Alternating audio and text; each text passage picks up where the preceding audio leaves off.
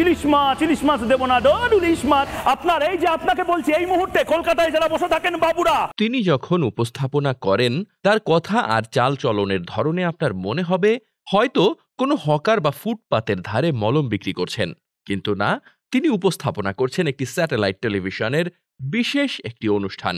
ভারতীয় television Republic বাংলার ওই সাংবাদিকের নাম ময়ূখ রঞ্জন ঘোষ। হক বিতর্ক। তার উদ্ভট অঙ্গভঙ্গি দিয়ে বিশেষভাবে আলোচনায় তিনি, বিশেষ করে তাকে ঘিরে আলোচনাটা হচ্ছে বাংলাদেশেই বেশি। বাংলাদেশের সাম্প্রতিক রাজনৈতিক পট পরিবর্তনে ওপার বাংলার এই সাংবাদিক যেভাবে বিদ্বেষ ছড়িয়ে যাচ্ছেন এবং বাংলাদেশ নিয়ে বিতর্কিত বিভিন্ন মন্তব্য করে একের পর এক সমালোচনার জন্ম দিয়ে যাচ্ছেন, এতে করে অনেকেই তাকে বলছেন মলম বিক্রেতা, কেউ বা আবার বলছেন বদ্ধ উন্মাদ। বাংলাদেশে যে মৌলবাদী সন্তানেরা ঘুরে ফিরে বেড়াচ্ছে, তিনি যখন উপস্থাপনা করেন স্ক্রিনের সামনে বেশ নাটকীয় এক ভাবভঙ্গি বজায় থাকে। একের পর এক ছড়ান মিথ্যা আর প্রোপাগান্ডা, বোনেন সাম্প্রদায়িকতার বীজও। বাংলাদেশে ছাত্র জনতার গণ অভ্যুত্থান ঘিরে করেছেন বিভিন্ন বিতর্কিত মন্তব্য। শেখ হাসিনা সরকারের পতনের পর বাংলাদেশ নিয়েও অশোভন মন্তব্য করেছেন তিনি। এমনকি ভারতে ইলিশ রপ্তানি নিয়ে সৃষ্ট পরিস্থিতিতে উল্টাপাল্টা কথা বলে আলোচনার জন্ম দেন ময়ূখ। ইলিশ মাছ দেব না ডন ইলিশ মাছ। একবার এখানে তো আরেকবার ওখানে ছুটছেন স্টেজের এক প্রান্ত থেকে অন্য প্রান্তে, এমনকি কথা বলছেন হাত নেড়ে নেড়ে,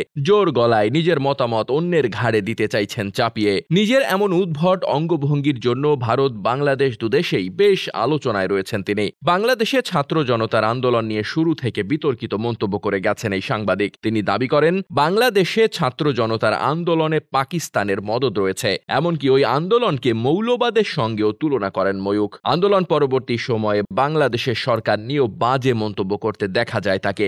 বিভিন্ন মিথ্যা ইস্যুতে অন্তর্বর্তী সরকারের প্রধান ডক্টর মোহাম্মদ ইউনূসকে ব্যর্থ প্রমাণের চেষ্টা করে যাচ্ছেন এই ময়ূখ।